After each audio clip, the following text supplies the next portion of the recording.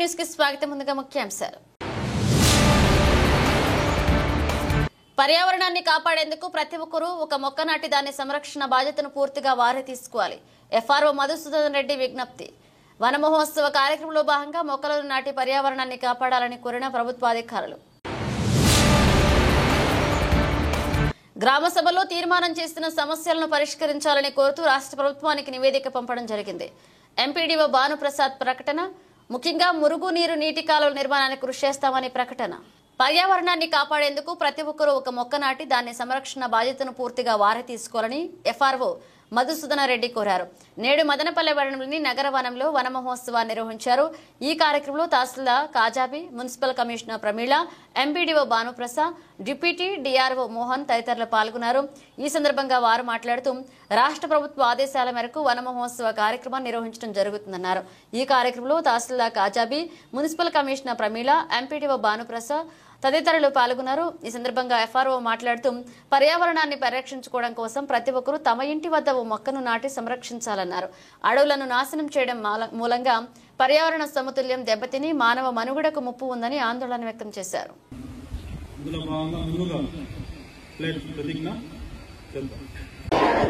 ఆంధ్రప్రదేశ్ అభివృద్ధికి తోడ్పడతానని గుర్తెరిగి ప్రకృతిలోని సమతల స్థితి అవసరాన్ని గుర్తిస్తూ ప్రతినిధిస్తానని చెట్ల ఆవశ్యకత పట్ల అవగాహన పెంచుతూ వనాలను నరకనివ్వనని అన్ని చోట్ల మొక్కలు నాటడంతో పాటు వాటి సంరక్షణ బాధ్యతను స్వీకరించి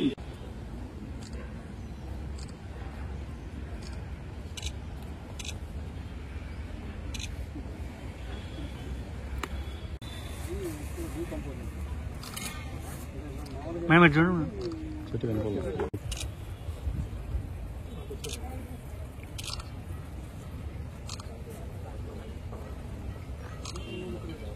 ఒకసారి అందరూ చూడండి మేడం.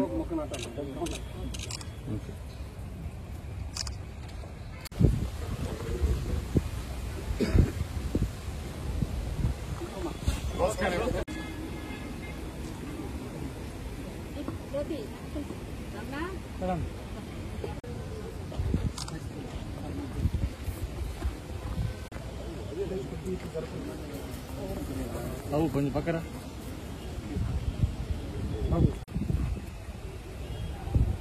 సార్.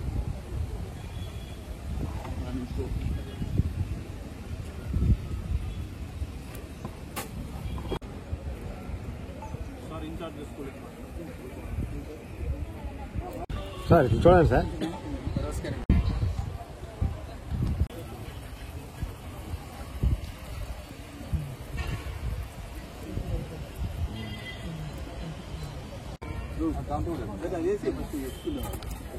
చూడండి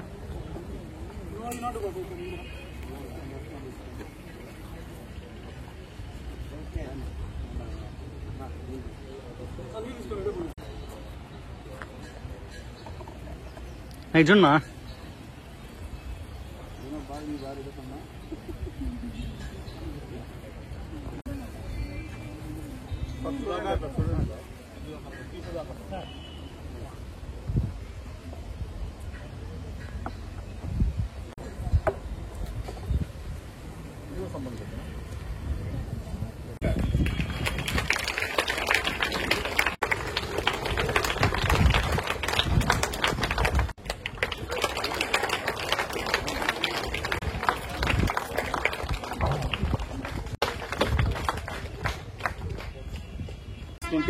ఎఫ్ఆర్ఓ గారిని కోరుతున్నాం. ఈ సందర్భంగా మనము ఈ మదనపల్లి నగరానికి ఈ నగరవనం అనే కాన్సెప్ట్ మీద ఇది గవర్నమెంట్ ఆఫ్ ఇండియా ప్రాజెక్టు. దీంట్లో మన నగరవాసులకు అందరికీ కూడా స్వచ్ఛమైన గాలిని అందించాలనే ఉద్దేశంతో గవర్నమెంట్ ఆఫ్ ఇండియా తీసుకున్న ఈ ప్రాజెక్ట్ని మేము పూర్తి చేస్తున్నాము. ఇదే సందర్భంగా ఈ వన మహోత్సవం కార్యక్రమాన్ని ఇక్కడ పెట్టుకోవడం అనేది మాకు చాలా అనుకూలంగా ఉంది. ముఖ్యంగా ఈ ప్రోగ్రాంని మన మున్సిపల్ కమిషనర్ గారు వారి విలువైన 4 మాటలు ఈ ప్రోగ్రాం గురించి. ప్రతి ఒక్కరూ కూడా ఒక చెట్టు నాటి దాన్ని సంరక్షించాల్సిందిగా కోరుతున్నాము. అదేవిధంగా మున్సిపాలిటీలో టౌన్ పరిధిలో మన గౌరవనీయులు ఎమ్మెల్యే గారి ఆదేశాల ప్రకారం మనం ప్రతి శనివారం కూడా సాటర్డే టౌన్లో రెవెన్యూ ప్లాంటేషన్ అనేది చేయడం జరుగుతుంది. గత 2 నెలల నుంచి ఈ 2 నెలల్లో సుమారుగా మనం 2000 మొక్కల వరకు నాటడం జరిగింది. అదేవిధంగా ఈరోజు జరిగిన మనం కార్యక్రమంలో కూడా ఆంజనేయ స్వామి టెంపుల్ ఏరియాలో మున్సిపల్ స్టాఫ్ అందరూ కలిసి ఈ చెట్లు నాటడం అనేది జరిగింది. గౌరవ ఎమ్మెల్యే గారు ఎప్పుడు ఒక మాట చెప్తూ ఉంటారు, ప్రతి ఇంటికి కూడా కనీసం 2 చెట్లు ఖచ్చితంగా ఉండాలనేది చెప్పడం జరుగుతుంది. కాబట్టి ప్రతి ఒక్కరూ కూడా ప్రతి ఇంటి ముందు కనీసం 2 చెట్లు నాటి వాటిని సంరక్షించాల్సిందిగా ప్రతి ఒక్కరిని కోరుకుంటూ నాకు ఈ అవకాశాన్ని ఇచ్చినందుకు ప్రతి ఒక్కరికి కూడా ధన్యవాదాలు. మీరు ఈ ప్రోగ్రామ్ కి వచ్చి చెట్లు నాటినారు, బ్లడ్ తీసుకున్నారు.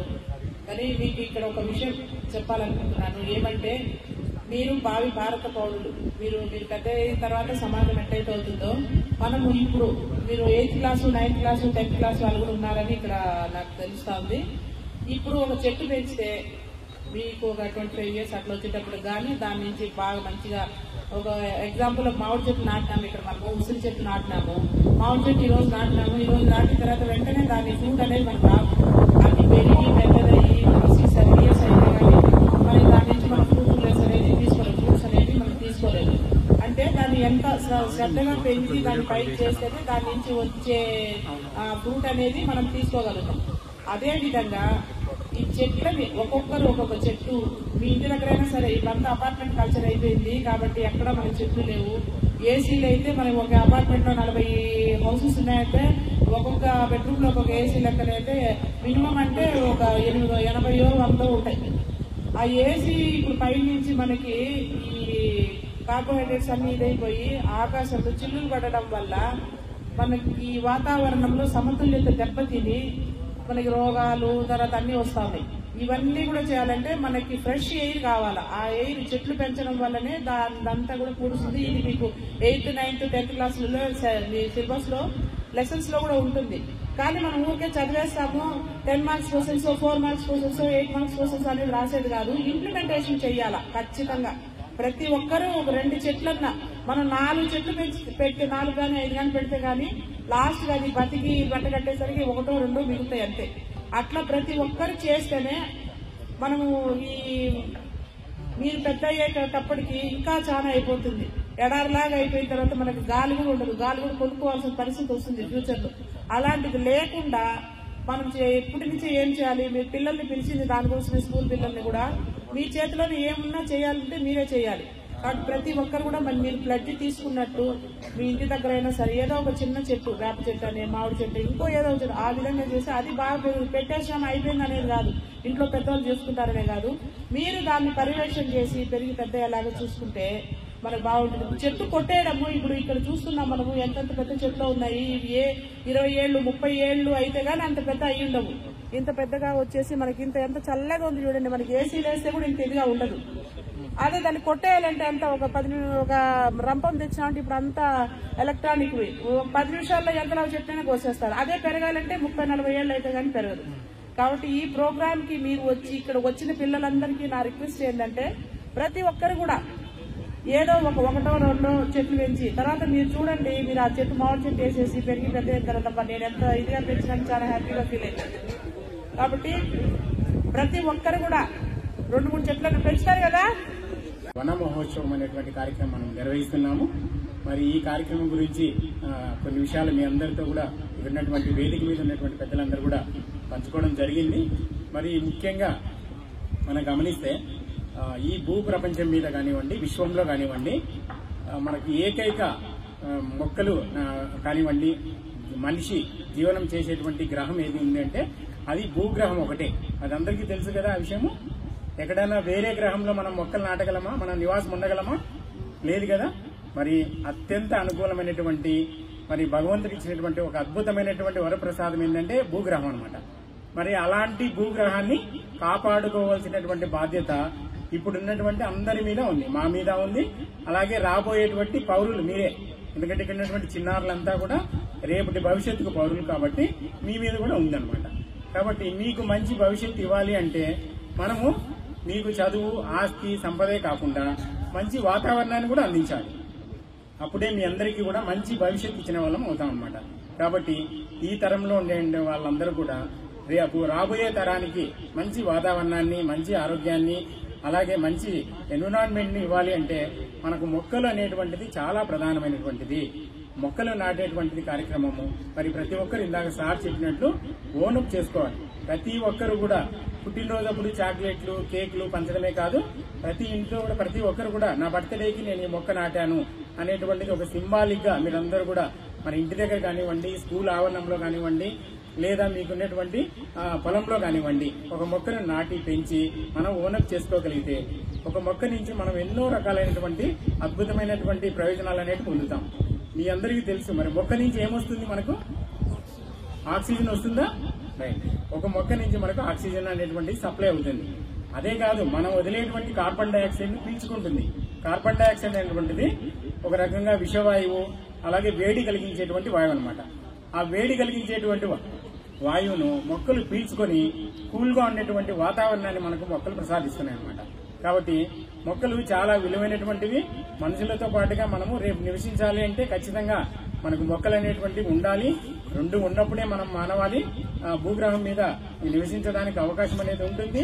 కాబట్టి పిల్లలు, విద్యార్థులందరూ కూడా మొక్క ప్రాధాన్యతను తెలియజేస్తూ ఒకటి చెప్పారనమాట. ఒక మాట చెప్తున్నా, అదేమంటే కడుపు నింపే కూడు నేనే, నీడనిచ్చే గూడు నేనే, నువ్వు కట్టే బట్ట నేనే, ఆయువు నేనే, ప్రాణవాయువు నేనే, కాడ నేనే, పాడ నేనే, అలాగే నిన్ను కాల్చే కట్టి నేనే, నేనే తరువుని నీ బ్రతుకు తెరువుని, కన్ను విప్పి కాంచరా ఒక్క మొక్కైనా పెంచరా అని ఒక మహానుభావుడు తెలియజేశాడు.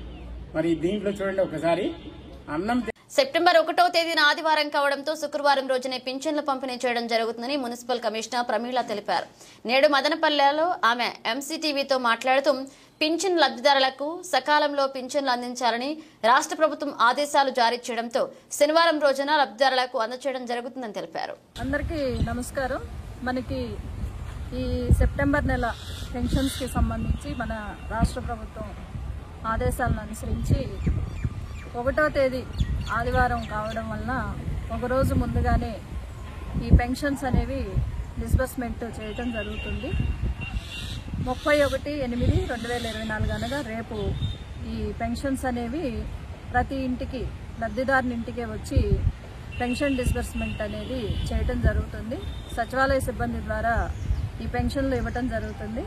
కాబట్టి పెన్షన్దారులందరూ కూడా ఈ విషయాన్ని గమనించి రేపు మీ ఇంటి వద్దకి వచ్చినప్పుడు సచివాలయ సిబ్బందికి అందుబాటులో ఉండి మరి మీకు వచ్చినటువంటి పెన్షన్ అమౌంట్ను తీసుకోవాల్సిందిగా ఈ సందర్భంగా తెలియజేస్తున్నాము. దీనికి సంబంధించి మరి పెన్షన్ అమౌంట్ ఆల్రెడీ బ్యాంక్స్లో క్రెడిట్ అవ్వడం జరిగింది. వాటిని కూడా విత్డ్రాయల్స్ అనేవి చేయడం జరుగుతూ ఉంది. కాబట్టి పెన్షన్దారులందరూ కూడా అందుబాటులో ఉండండి. మీ ఇంటి దగ్గరే మార్నింగ్ 5:30, 6 o'clock నుంచే పెన్షన్ డిస్బర్స్మెంట్ అనేది స్టార్ట్ అవుతుంది. కాబట్టి అందరూ అందుబాటులో ఉండి ఈ పెన్షన్ అమౌంట్ని తీసుకోవాల్సిందిగా రిక్వెస్ట్ చేస్తున్నాం. గ్రామ సభలో తీర్మానం చేసిన సమస్యల పరిష్కారానికి నివేదిక పంపడం జరిగిందని ఎంపీడీఓ భానుప్రసాద్ తెలిపారు.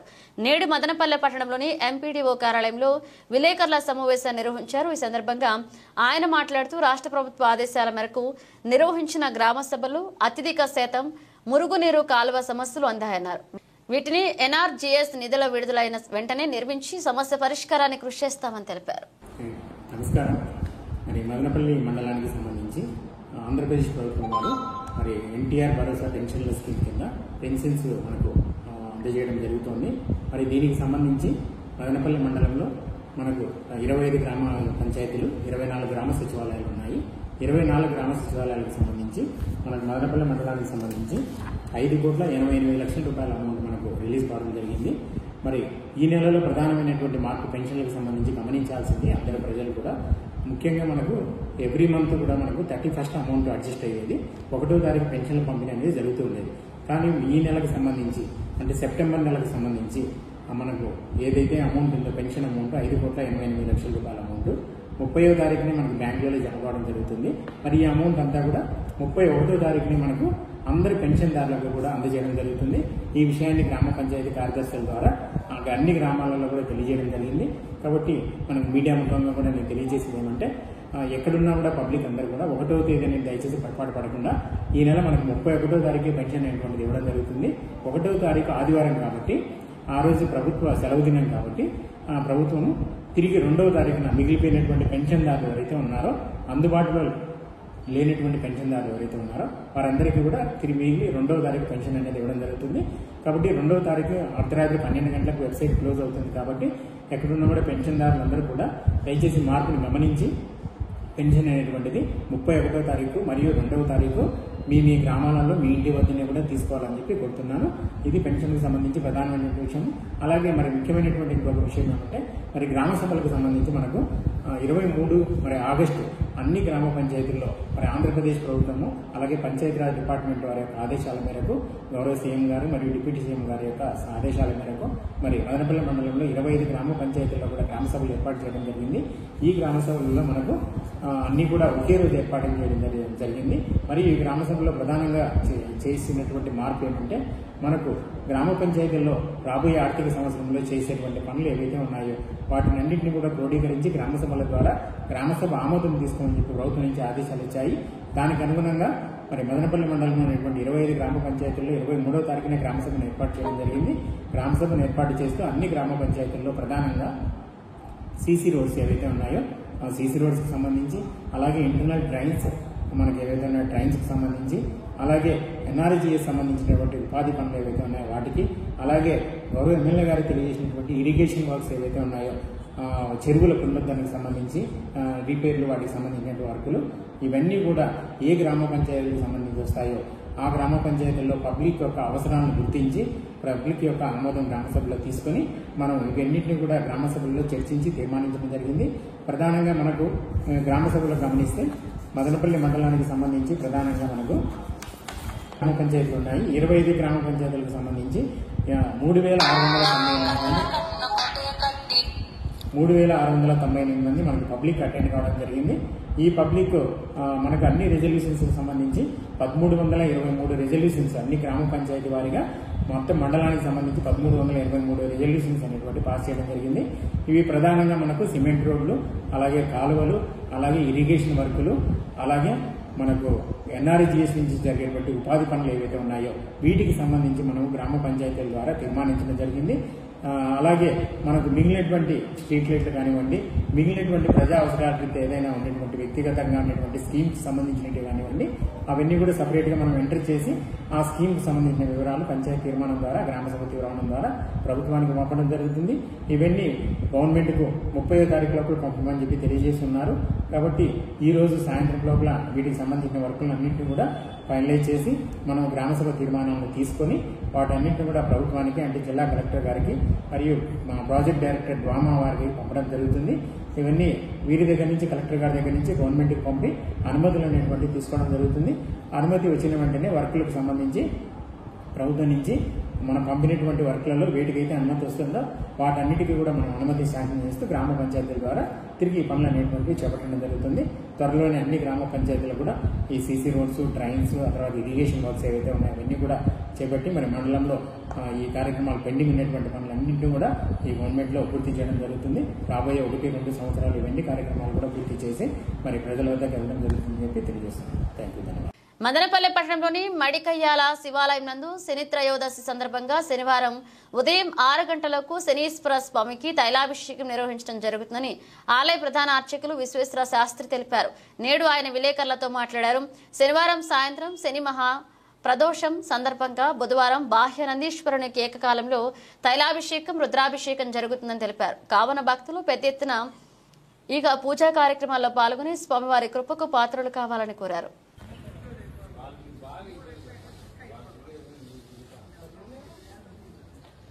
ఓం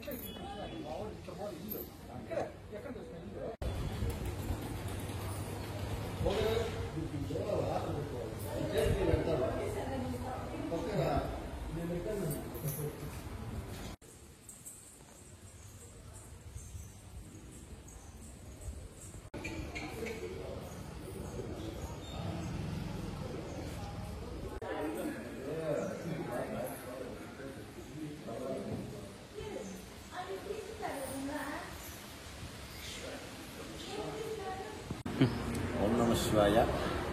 మానవల మండలం చిత్రి గ్రామంలో వెలిసిన శ్రీ యోగభోగేశ్వర స్వామి దేవస్థానం మడికేర శివాలయంలో ఈ శ్రావణ మాసం బహుళ త్రయోదశి శనివారం అనగా 31/8/2024 శనివారం శని త్రయోదశి. ఈరోజు ఉదయము శనేశ్వర స్వామికి తైలాభిషేకం జరుగుతుంది. మరియు అదే రోజు సాయంకాలం అనగా శనివారం త్రయోదశి వస్తే దాన్ని శని త్రయోదశి, శని ప్రదోషం, శని మహాప్రదోషం అని చెప్తారు. ఆ సమయంలో నందీశ్వరుడికి శివుడికి ఏకకాలంలో తైలాభిషేకంతో కూడినటువంటి రుద్రాభిషేకం చేయడము శాస్త్ర సమ్మతమైనది. కావున ఈ యొక్క నందీశ్వర అభిషేకము పరమేశ్వరుడికి ఏకకాలంలో అభిషేకం చేయడం వలన మనకి తెలియనటువంటి జాతక దోషాలంతా కూడా తొలగిపోయి మనం అనుకున్న కార్యాలు నిర్విఘ్నంగా జరుగుతాయి ఆ యొక్క నందీశ్వరుడు అనుగ్రహంతో. అందువల్ల రేపు సాయంకాలము 31వ తేదీ సాయంకాలం యొక్క నందీశ్వరుడికి యోగభోగేశ్వర స్వామి వారికి తైలాభిషేకం మరియు రుద్రాభిషేకం జరుగుతుంది.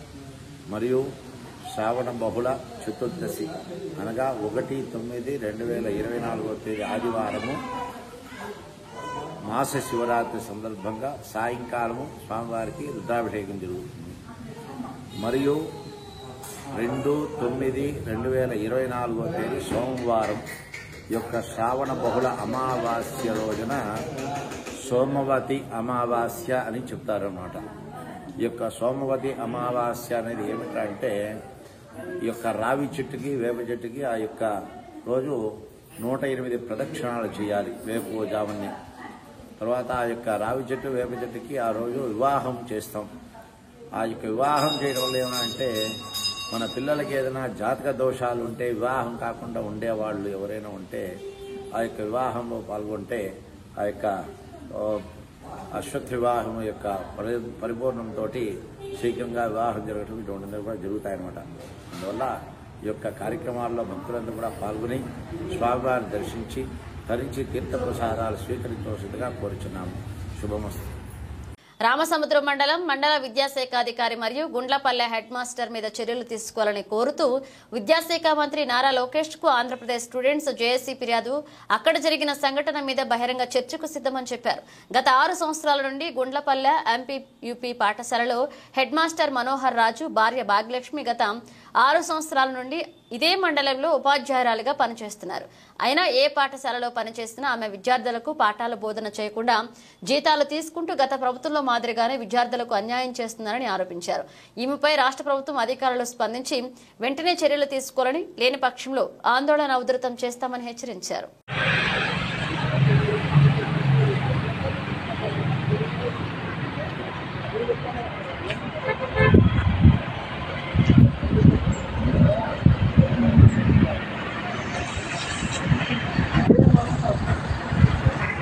ఈరోజు మదనపల్లె జిల్లా విద్యాశాఖ కార్యాలయంలో రామసముద్రం మండలం ఎంఈఓ గారి మీద, అదేవిధంగా హెచ్ఎం గుండ్లపల్లె ఎంపీయూపీ పాఠశాల వారి మీద చర్యలు తీసుకోవాలని చెప్పి శ్రీ గౌరవనీయులైనటువంటి ఆంధ్రప్రదేశ్ రాష్ట్ర విద్యాశాఖ మంత్రి అయినటువంటి లోకేష్ సార్ గారికి ఒక ఫిర్యాదు చేయడం జరుగుతూ ఉంది.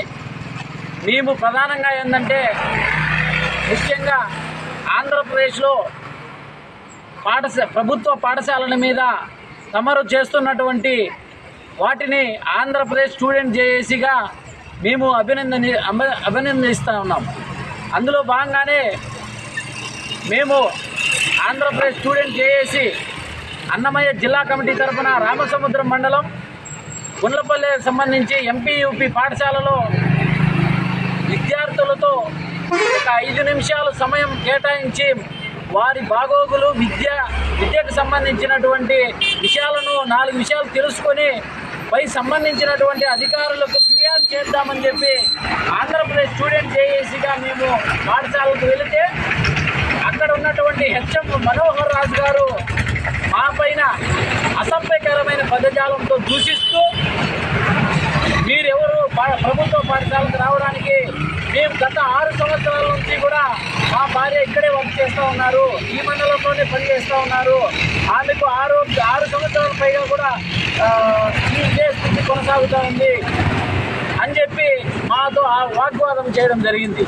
అయినా మేము ఏమాత్రం దాని మీద మేము పట్టించుకోకుండా సంబంధించినటువంటి రామసముద్రం మండలం ఎంఈఓ గారికి ఫోన్లోనే ఫిర్యాదు చేయడం జరిగింది. అదే రోజున మళ్ళీ మేము మండల విద్యాశాఖ కార్యాలయం వద్దకు వెళ్ళగా మేడం గారు అప్పటికే మదనపల్లికి వచ్చేయడం జరిగింది.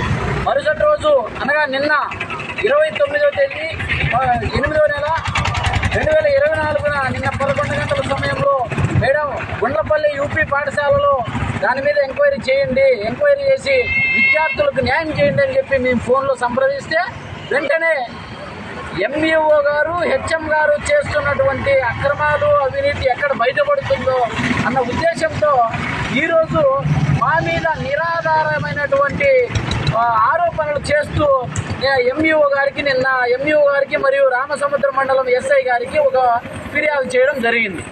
మేము ఆ ఫిర్యాదు పైన ఆంధ్రప్రదేశ్ విద్యార్థి జేఏసీ మేము బహిరంగ చర్చకు సిద్ధం.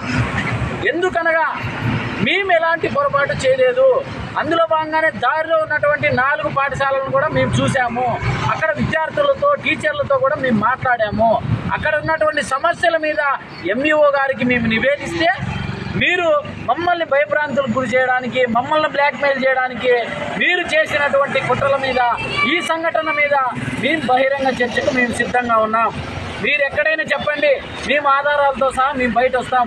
మీరు నిజాయితీగా విద్యార్థులకు పాఠాలు చెప్పకుండా 6 సంవత్సరాల పాటు పొంది చేసింది మీరు. అదేవిధంగా ఇప్పుడు రామసముద్రం ఎంఈఓగా ఉన్నటువంటి మేడం గారు గతంలోనే పీటీఎం మండలంలో ఎంఈఓగా పనిచేశారు. అక్కడ కూడా ఇలాంటి సంఘటనలు జరిగినాయి. శాఖపరమైనటువంటి చర్యలు కూడా వెళ్ళడం జరిగింది.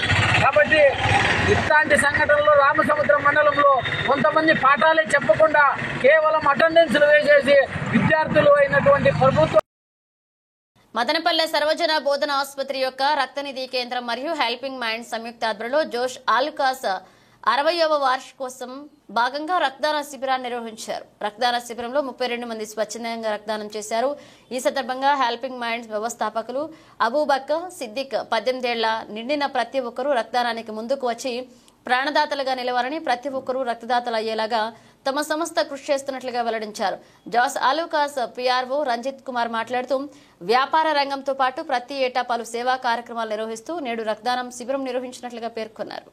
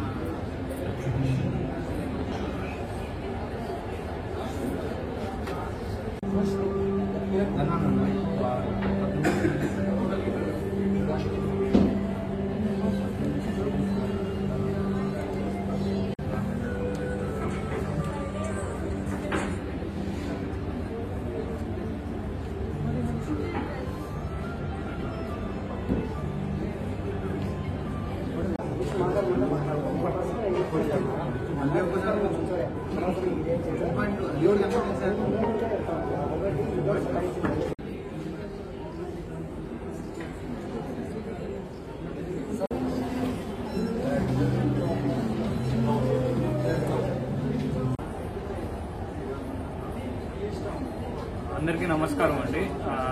ఈరోజు మన మదనపల్లిలో జోసెఫ్ లూకాస్ షాప్లో జోసెఫ్ లూకాస్ తరఫు నుంచి మరియు హెల్పింగ్ మైండ్స్ సొసైటీ తరఫు నుంచి మన గవర్నమెంట్ బ్లడ్ బ్యాంక్ తరఫున ఈరోజు రక్తదాన శిబిరం ఏర్పాటు చేశారు.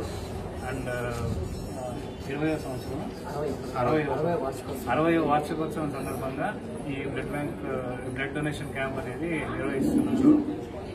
ఇలా వార్షికోత్సవాలు, మీ ఇంట్లో ఏదైనా ఫంక్షన్లు కానీ, మీ సంస్థల్లో ఎక్కడైనా ఏదైనా ఫంక్షన్ కానీ, వార్షికోత్సవాలు ఇలాంటి వాటిల్లో తప్పకుండా ఇలాంటి మంచి బ్లడ్ డొనేషన్ క్యాంప్స్ కానీ, హెల్త్ క్యాంప్స్ కానీ ఏదైనా ఇలా పెట్టి ప్రజల్లో అవగాహన కల్పించి నలుగురికి సాయపడేలాగా, ఒక ప్రాణాన్ని నిలబెట్టేలాగా ఇలాంటి మంచి సంకల్పంతో ఇలాంటి క్యాంప్స్ అందరూ మన ప్రజలందరూ చేయాలని ఆశిస్తున్నాను. నమస్కారం అండి. నేను జోసలుకాస్ తరపు నుంచి 60 సంవత్సరాలు పూర్తయిన సందర్భంగా మదనపల్లిలో బ్లడ్ క్యాంప్ నిర్వహించాం. మనం ప్రతి ఇయర్ చేస్తాం. అంటే ప్రజలకు ఏదో ఒక హెల్ప్ చేయాలనే సేవాగుణంతో మన హెల్పింగ్ హ్యాండ్స్ తరఫున ప్లస్ గవర్నమెంట్ డాక్టర్ తరఫున మనం ఈ సేవా కార్యక్రమం స్టార్ట్ చేసాం. ఎవ్రీ ఇయర్ కూడా మేము చేయడానికి ఎంతో ప్రయత్నిస్తాం. అందరికీ నమస్కారం అండి. ఈరోజు జోసలుకాస్ 60 years యానివర్సరీ సందర్భంగా బ్లడ్ క్యాంప్ నిర్వహించడం జరిగింది. హెల్పింగ్ మైండ్స్ భారత సార్ ఆధ్వర్యంలో మనం ఎవ్రీ ఇయర్ కండక్ట్ చేస్తున్నాము. ఇది ఒకటే కాకుండా సిఎస్ఆర్ యాక్టివిటీ కూడా ప్రతి ఆల్ ఓవర్ ఇండియా అన్ని షోరూమ్స్లో కూడా కండక్ట్ చేస్తున్నాము. కొత్త సేవా కార్యక్రమాలు ప్రతి ఒక్క చోట ఎవ్రీ ఇయర్ స్కూల్స్ కానీ ఇట్లా రక్తదానాలు కానీ కండక్ట్ చేస్తున్నాము. మన బిజినెస్ పర్పసే కాకుండా ఇట్లా సేవా కార్యక్రమాలు కూడా ఎవ్రీ ఇయర్ కండక్ట్ చేస్తున్నాము. థ్యాంక్స్. అందరికి నమస్కారం. ఈరోజు మదనపల్లిలో హెల్పింగ్ మైండ్స్ జోసలుకాస్ సంయుక్త ఆధ్వర్యంలో మదనపల్లి జిల్లా ఆసుపత్రి రక్తనిధి సహకారంతో రక్తదాన శిబిరం నిర్వహించబోతున్నాం. ఇక్కడ ఏమంటే జోసలుకాస్ అనేది 60వ వార్షికోత్సవంలో భాగంగా ఈ 3 నెలలు కంటిన్యూగా సేవా కార్యక్రమాలను నిర్వహిస్తారు. అందులో భాగంగా ఈ రోజు ఏమంటే ఈ రక్తదాన శిబిరం నిర్వహించడానికి ఇక్కడ ఉన్నటువంటి మేనేజర్ అలెక్సార్ గారు వారి సిబ్బందితో అందరితో కలిసి ఇక్కడ రక్తదాన శిబిరం నిర్వహించడం చాలా ఆనందదాయకం. ఇంకోటి ఏమనంటే జోసలుకాస్ అంటే అందరికీ ఏమనంటే బంగారము, ప్లాటినం కనిపిస్తుంది. కానీ వీళ్ళ మనసులు కూడా బంగారం లాంటివి అని చెప్పొచ్చు. ఎందుకంటే 10 మందికి సహాయం చేయాలి, ఏదో పరంగా మంచి చేయాలనే ఒక తపనతో రక్తదానం చేసి ప్రాణదాతలు అవ్వాలనే ఒక మంచి సంకల్పంతో ఈ రక్తదాన శిబిరం నిర్వహించడం చాలా ఆనందదాయక విషయం. ఇంకా అందరికీ తెలిసిందే 18 ఏళ్ళు నిండిన వారు ఎవరు కూడా రక్తదానం చేయడానికి వెనకడుగు వేయొద్దండి. అపోహలు వీడి 18 ఏళ్ళు నిండిన ప్రతి ఒక్కరూ రక్తదానం చేసి ప్రాణదాతల వల్ల ఈ విధంగా ఏదైతే జోసలుకాస్ ఒక వ్యాపార రంగంలో ఉన్నటువంటి వారు ఇట్లా సేవా కార్యక్రమంలో వస్తున్నారు. ఇలా ప్రతి ఒక్కరూ ముందుకు వస్తే గాన రక్తం అనేది కొరత అనేది ఉండదని చెప్పి సందర్భంగా తెలియజేసుకుంటూ జోసలుకాస్ యాజమాన్యాన్ని అందరికీ ప్రత్యేక ధన్యవాదాలు తెలుపుకుంటూ రక్తదానం చేయండి, ప్రాణదాతలు అవ్వండి. జై హింద్. బులెటిన్ ముగించే ముందు హెడ్లైన్స్ మరోసారి. పర్యావరణాన్ని కాపాడేందుకు ప్రతి ఒక్కరూ ఒక మొక్క నాటి దాని సంరక్షణ బాధ్యతను పూర్తిగా వారే తీసుకోవాలి. ఎఫ్ఆర్ఓ మధుసూదన్ రెడ్డి విజ్ఞప్తి. వన మహోత్సవ కార్యక్రమంలో భాగంగా మొక్కలను నాటి పర్యావరణాన్ని కాపాడాలని కోరిన ప్రభుత్వాధికారులు. గ్రామ సభలో తీర్మానం చేసిన సమస్యలను పరిష్కరించాలని కోరుతూ రాష్ట్ర ప్రభుత్వానికి నివేదిక పంపడం జరిగింది. ఎంపీడీఓ భానుప్రసాద్ ప్రకటన. ముఖ్యంగా మురుగునీరు నీటి కాలువల నిర్మాణానికి కృషి చేస్తామని ప్రకటన. ఇవి బులెటిన్ అప్డేట్స్. మరణ అప్డేట్స్ తో మళ్ళీ కలుద్దాం.